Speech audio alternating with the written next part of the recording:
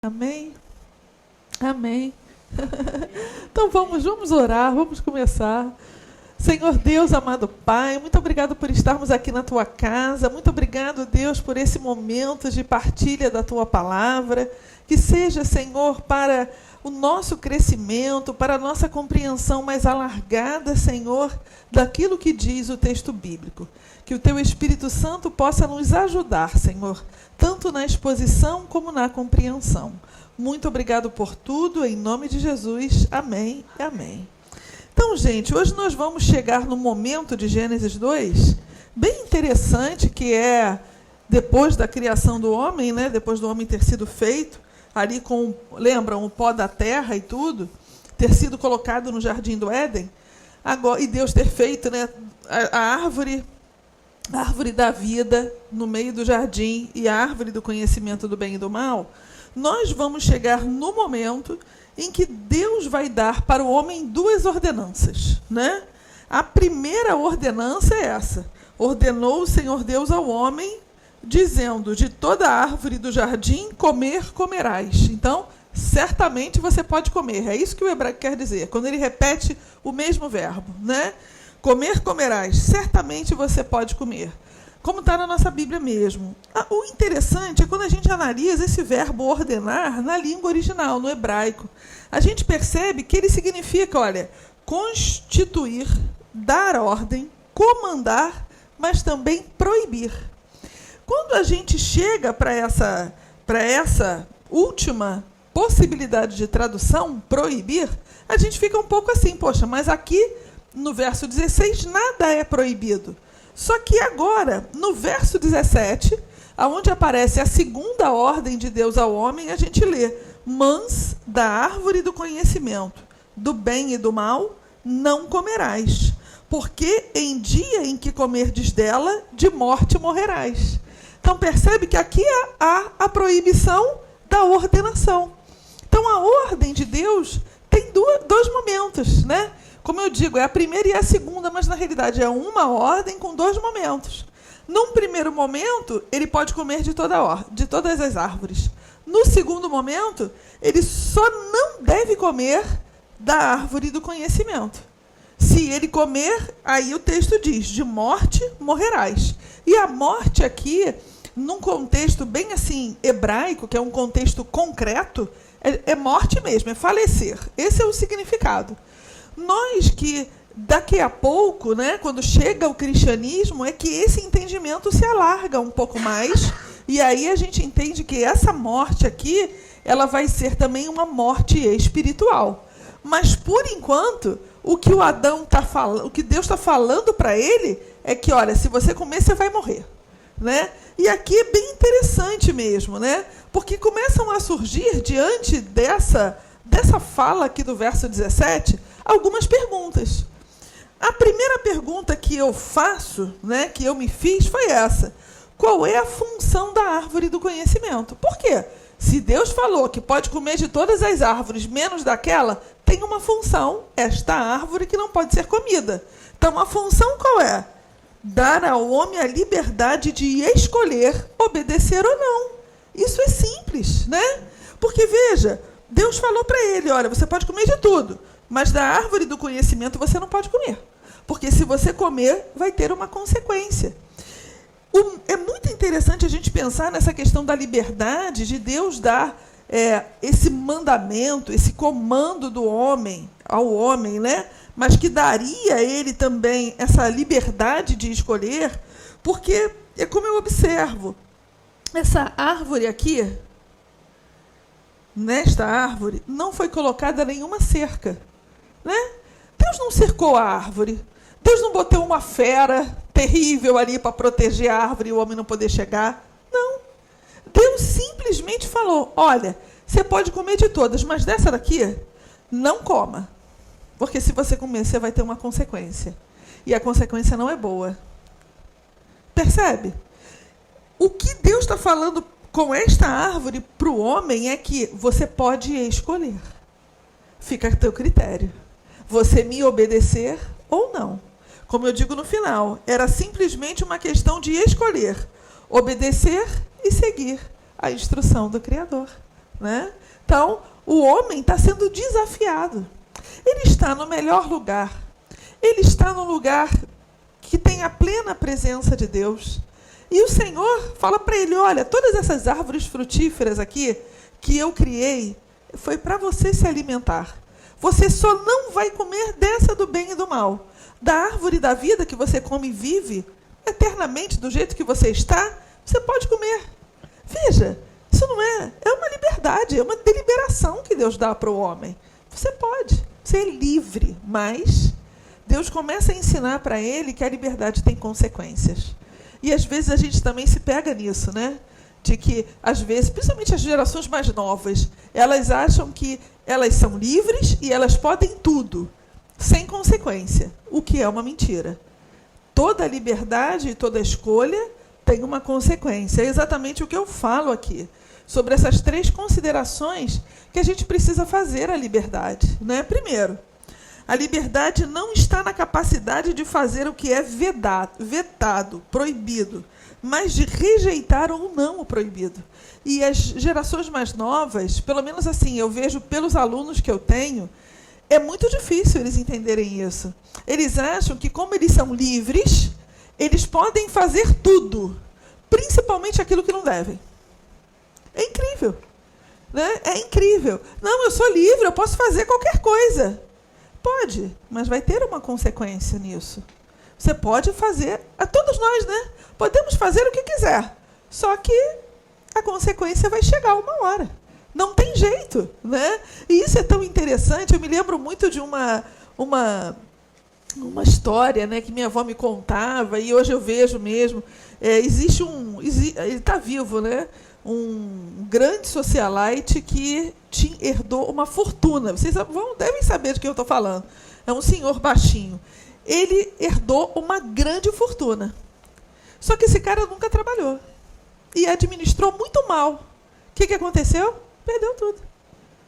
Perdeu tudo. A última casa que ele tinha está à venda. Por quê? Isso é consequência. Você pode fazer o que você quiser. Só que uma hora, não é? Você é livre para fumar, não é? Você vai fumar o quanto você quiser. Só que uma hora o seu pulmão pode não aguentar. E aí você vai ter um problema maior nele. Então percebe que a liberdade, ela existe, mas não é para que a gente faça aquilo que não é permitido ou que é vetado para o nosso bem, né? Segunda coisa, a regra de comer livremente das árvores, né?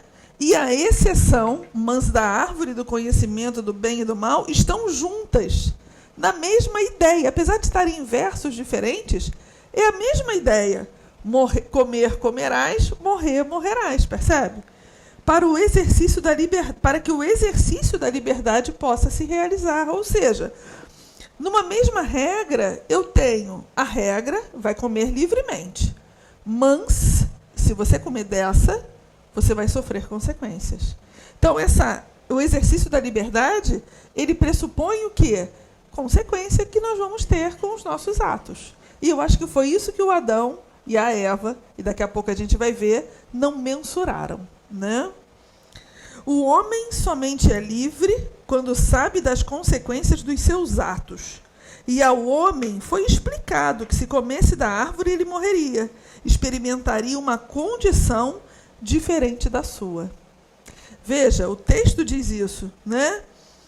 Porque em dia em que comerdes dela, morrerás, certamente morrerás. Então Deus explica para ele, olha, você é livre, mas você vai se transgredir, se fizer aquilo que eu estou sugerindo que não faça, você vai sofrer uma consequência. Você vai estar numa condição que você até então não experimentou. Eu acho que daqui a pouco a gente vai chegar em Gênesis 3 e nós vamos ver que isso não foi pesado na balança, como muitas vezes nós fazemos. Muitas vezes, porque nós somos livres e somos mesmo, nós achamos que podemos fazer de tudo sem consequências. Não existe isso, né? Muitas vezes a gente ouve até pessoas falando, né, que se a verdade vos libertar, verdadeiramente sereis livres. Está tudo bem. Só que você não deixa de ter consequências pelos seus atos. Jesus nos liberta. Sim, liberta. Mas ele também nos dá mandamentos, né, gente? E se a gente transgride, a gente vai sofrer as consequências, né? Segunda pergunta que eu faço. Em qual lugar do jardim estava a árvore do conhecimento? Essa é mais fácil, né? Lá, Gênesis 2:9, né, vai dizer para a gente. Deixa eu ver se eu apago um pouquinho aqui para ficar melhor a leitura. Ficou melhor de ler? Então, Gênesis 2:9 vai dizer para a gente. E o Senhor Deus fez brotar da terra toda a qualidade, né, quantidade de árvores agradáveis à vista e boas para a comida, bem como a árvore da vida no meio do jardim e a árvore do conhecimento do bem e do mal. Então, percebe que são duas árvores. A árvore da vida e a árvore do conhecimento. E elas estão uma perto da outra. A árvore da vida no meio e a árvore do bem e do mal junto. Então, até coloquei essa imagem aqui dessa dualidade, né? Por que dualidade? Porque, olha, no jardim, duas árvores e duas escolhas. Uma ao lado da outra. A vida, se eu como o fruto da árvore da vida, ou a morte, se eu como do fruto da árvore do conhecimento. É bem interessante isso, né? A árvore da vida e a árvore da morte. É tão interessante que a gente fica até, quando a gente constata isso, a gente fica até um pouco assim, mas o conhecimento traz morte? Né? Como é que é isso? Como é que a gente explica isso? Que árvore é essa? Que árvore do conhecimento é esse que pode me trazer morte? Existem perguntas que a gente não tem como responder 100%, mas essa árvore que a gente diz que é do bem e do mal, no hebraico existe uma outra possibilidade, que é a possibilidade de ser a árvore que tem um fruto que é do que é bom e do que é prejudicial ao homem.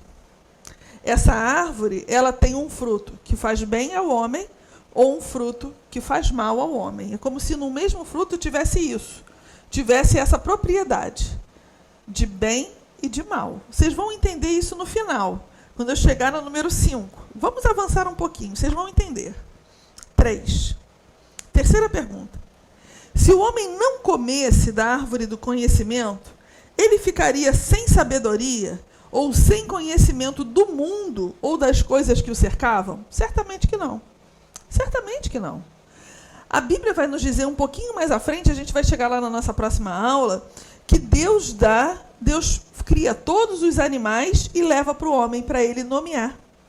E pela cultura judaica, você só coloca nome em algo ou em alguém quando você conhece a essência disso.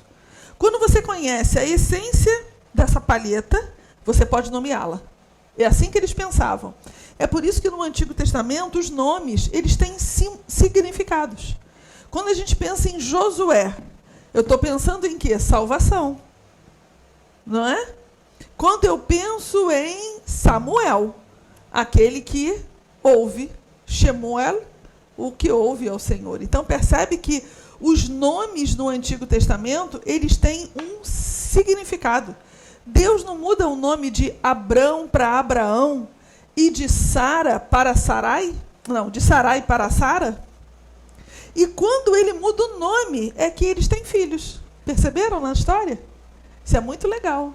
É depois da mudança do nome que a Sara engravida. Então, na cultura do Antigo Testamento, os nomes eles têm um significado. Eu só nomeio aquilo que eu conheço na essência. Eu só nomeio aquilo que eu posso dar uma função. Mas para isso eu tenho que conhecer profundamente. E o Adão conhecia esses animais, de tal forma que ele os nomeou. O judeu, ele não fala o nome de Deus, né? A gente fala, meu Deus e tudo. Senhor. O judeu não faz isso. Por que ele não faz? Porque ele não conhece a essência de Deus. Ele conhece o Senhor, mas a essência mais profunda de Deus, ele não conhece. Então, ele também não fala esse nome. Até porque eles entendem que falar o nome é você, de alguma forma, dominar a pessoa. É você, de certa forma, conhecer de tão profundamente que você vai manipular essa pessoa. Olha só, né? É um pensamento muito diferente do nosso, né? Muito diferente. Quarta coisa, isso aqui eu achei bem interessante, né? Quarta pergunta. Qual era o fruto da árvore do conhecimento do bem e do mal? Nas escrituras, né, hebraicas, elas não determinam qual era a árvore, o tipo da árvore, nem o seu fruto. Se a gente conhecesse qual é o tipo da árvore do conhecimento, a gente saberia o fruto. Mas a gente não sabe, né? Então, a tradição judaica vai pensar em várias possibilidades. Primeiro, a videira. Por que ele pensa na videira? Ele pensa no vinho. No Provérbios, capítulo 20, verso 1, vai dizer... deixa eu botar aqui. Provérbios, capítulo 20, verso 1, vai falar uma coisa interessantíssima. Quer ver? Epa, peraí.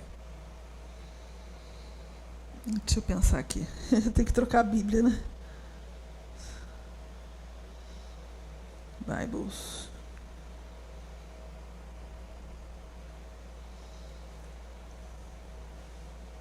Estava dando aula. Provérbios 20. Vamos lá. O vinho é escarnecedor e a bebida forte alvoroçadora. E todo aquele que neles errar não é sábio. Então, por conta disso, deste texto, eles pensam que poderia ser a videira da onde sai a uva. E se faz o vinho. Segunda possibilidade, a figueira. Por quê? Porque em Gênesis 3:7, depois que eles pecam, Deus pega folhas de figueira para fazer aventais para o homem e para a mulher. Terceira possibilidade, essa frutinha aqui, ó, que eles chamam de etrong.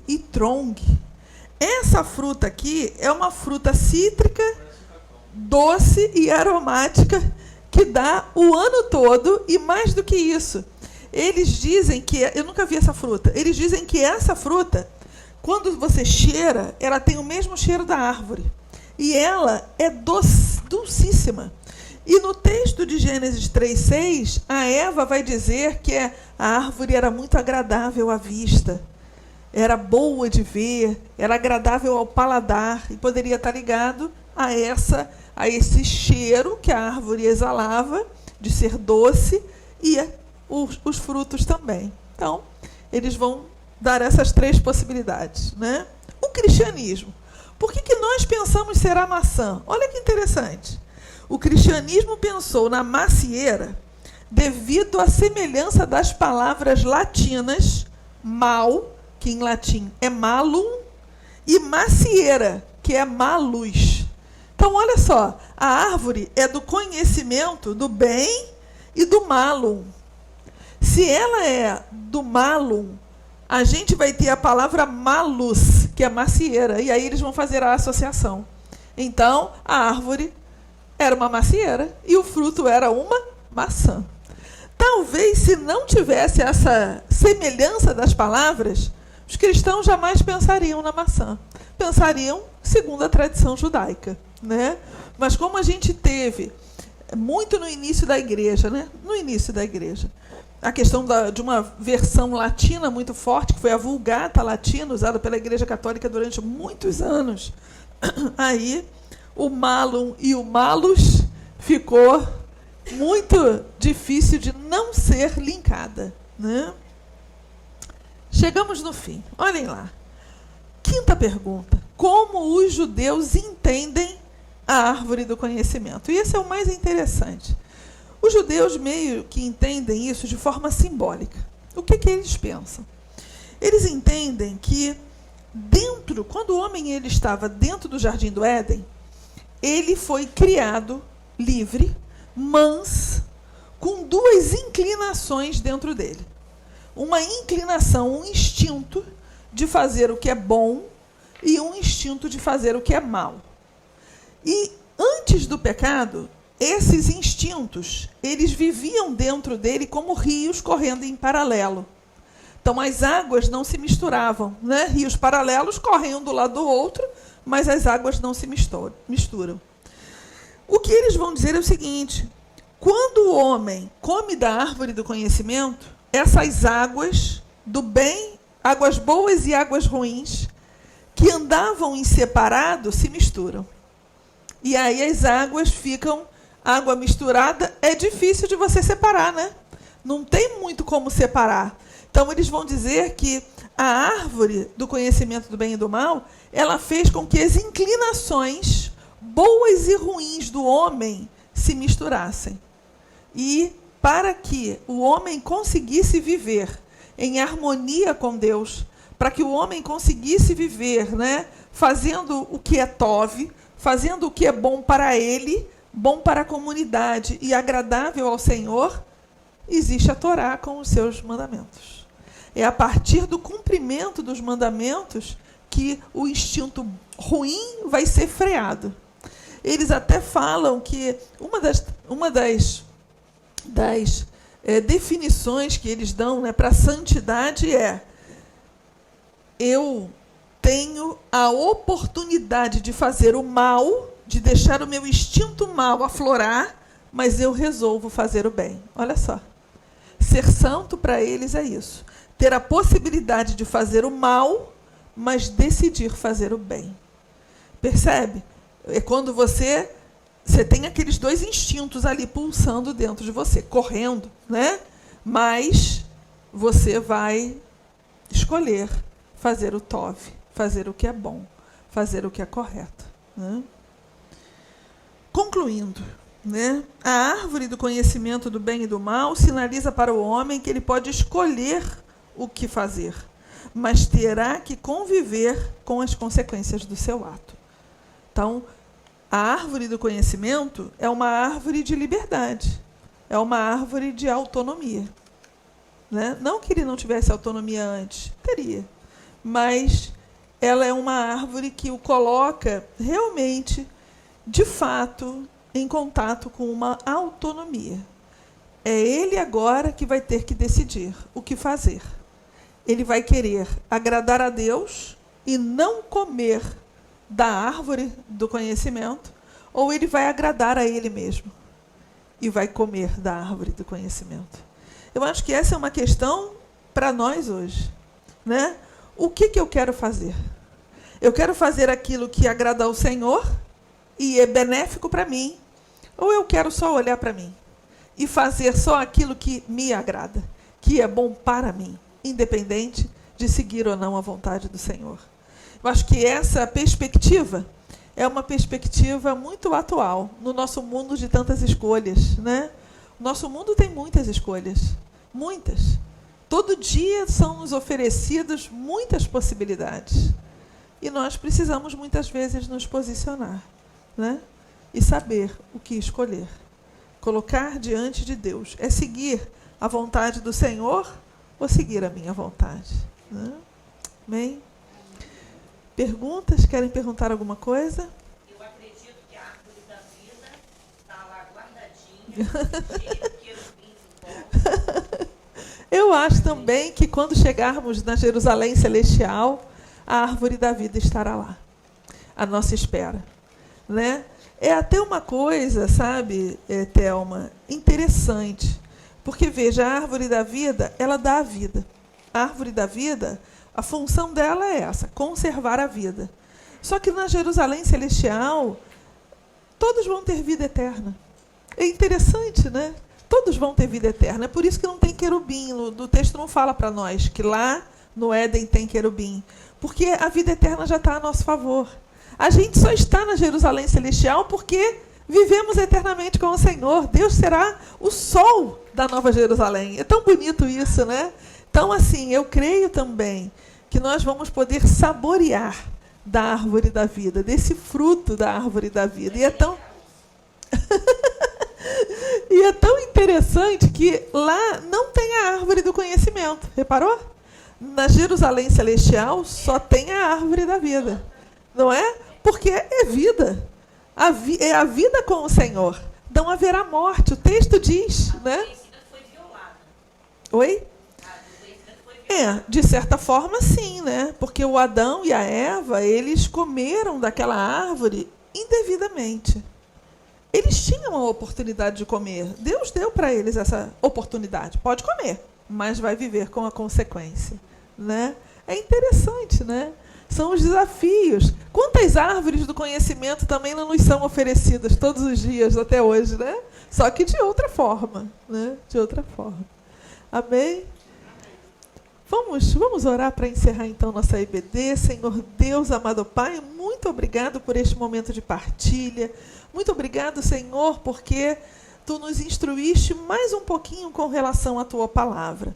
Sê conosco, Senhor, agora no culto, que seja um momento, Deus, muito precioso de adoração, de total liberdade do Teu Espírito Santo neste lugar, para que as nossas vidas, Senhor, sejam edificadas por Ti. Muito obrigado por tudo, em nome de Jesus. Amém e amém. Amém.